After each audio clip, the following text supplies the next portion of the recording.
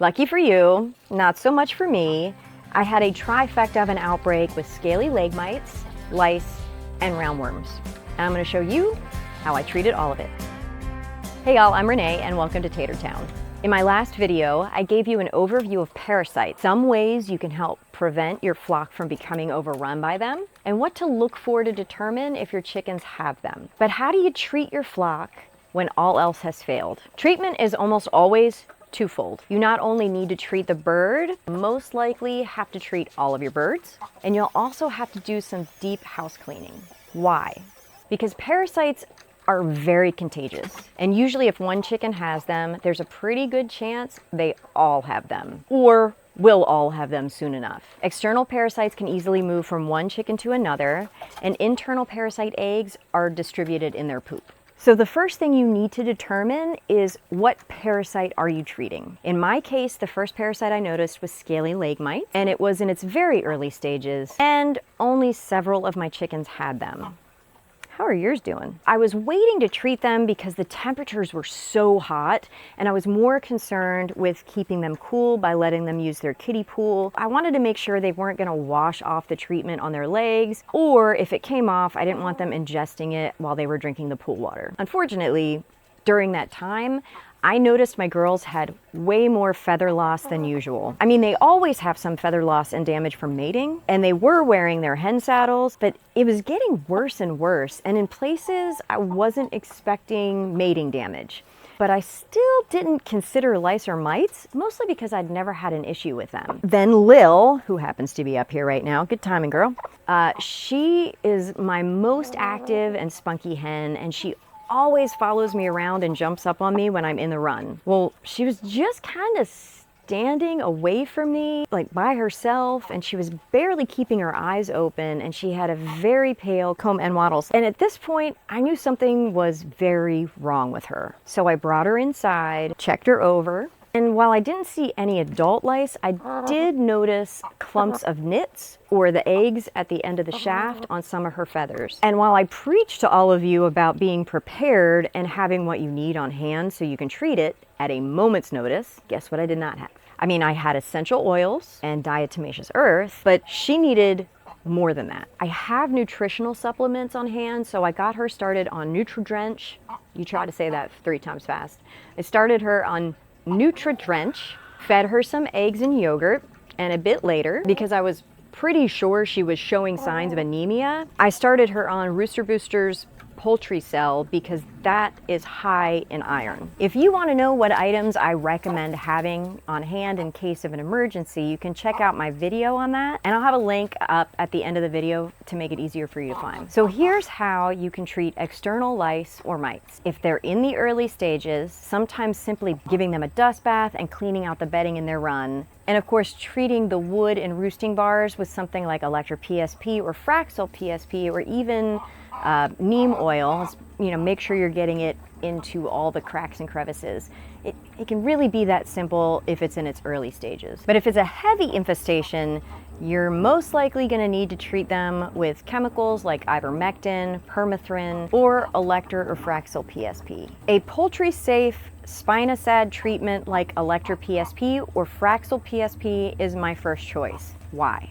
Well, it's not because I get paid by them, I can tell you that. In fact, I don't have any sponsorship, so everything I discuss is based on personal use and research. These products are made by using a natural substance that is created by soil bacteria, and it happens to be toxic to insects. The cool thing is, you can use it to treat both the chicken and the surfaces of your coop and run. It is considered a once and done treatment because it kills lice and mites in all their life cycle stages, not just the adults. Most other antiparasitics only treat the adult parasite. So why don't I just stop there and let you go buy some of this stuff? Well, like most everything, nothing is perfect. The biggest downside to this treatment is its cost. It is stupid expensive. What it does have is a really high upfront cost. An 8-ounce container costs around $160, and Fraxel PSP is only slightly less expensive, and it appears to have the same ingredients as Elector, but it's much newer, so I haven't tried it yet. Now, when I treated the chickens directly,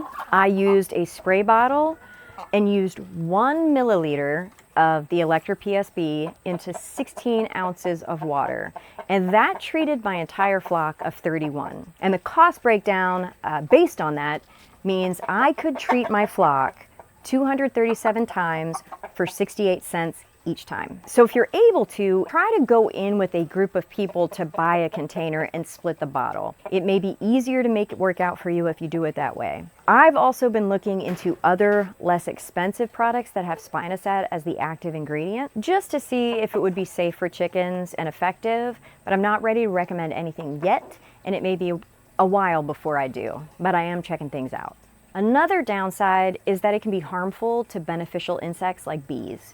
So you want to be mindful of that depending on where you're using it and also where you're spraying it. And of course, just like all other antiparasitics, it has the potential to become less effective with overuse. Now, if you can't afford the upfront cost of Elector or Fraxel, you do have other options. You can use a Permethrin-based product made for poultry, things like Dust On by Bonide. But you'll need to apply that repeatedly and then again a couple weeks later to kill those newly hatched adults. But it's very inexpensive and there's no egg withdrawal period. It is, however, very toxic to cats, so you want to make sure you keep them away from it if you have cats. And be sure to follow the manufacturer's directions. Now, I haven't used Permethrin products like this, so it'd be really helpful, and I'm going to ask any of you out there, if you do have experience with Permethrin use on chickens, please add it to the comments so others can read what you have to say. Finally, if you have it, you can use Ivermectin for cattle. They make a pour-on and an oral version, so do not confuse the two.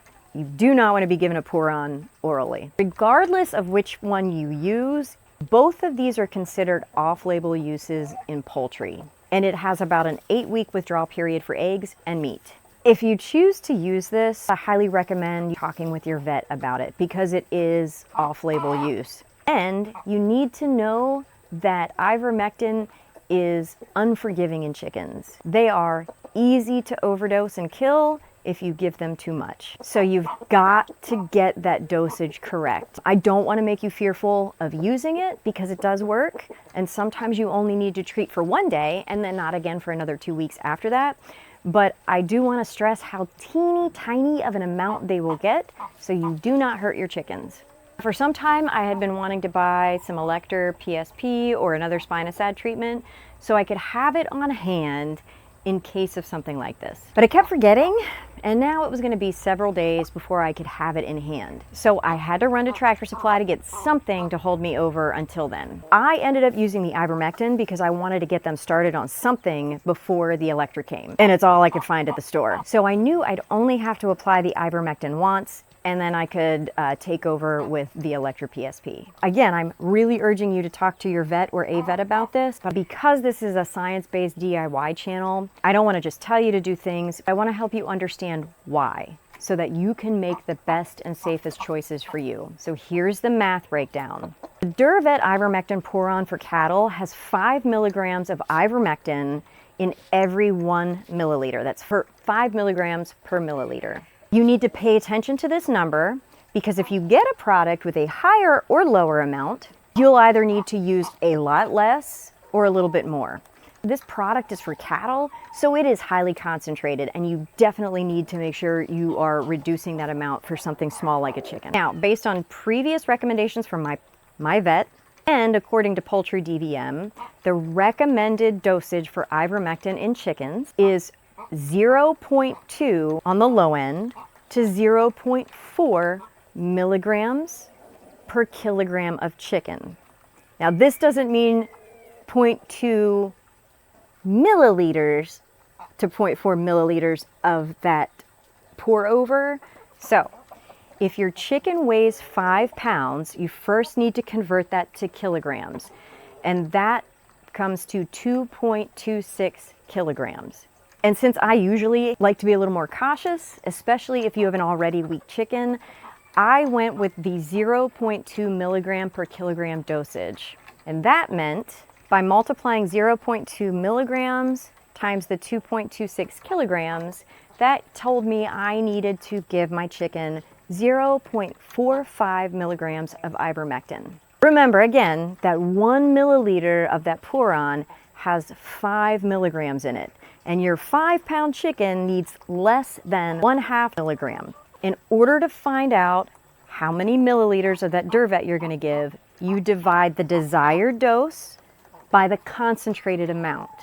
In this case, the desired dose is 0.45 milligrams and the concentrate is 5 milligrams. I'll divide the 0.45 milligrams by 5 milligrams, and that tells me I need 0.09 milliliters. So that's less than 1/10 of a milliliter. Again, I'm showing you this because while it's not my place to tell you how to dose your chickens, I do feel it's really important in helping you to understand why it's such a small amount. When in doubt, please talk to your vet. And this is especially important when dealing with a flock, since your chickens do not all weigh the same. So unless you're going to weigh each chicken and figure out the dosage for each individual chicken, your vet can probably offer you a better dosage that you can give to everybody. When I applied it, I put a drop on the back of the neck, one under each wing, and then whatever is left, I put in the vent area. Now that I treated everyone with the Ivermectin topical, I waited to clean the coop and run until the Elector PSP came in the mail. In the meantime, I kept Lil inside, and by that evening, she was still looking really bad. And when I looked at one of her poop piles, I saw another offender. Lil also had roundworms.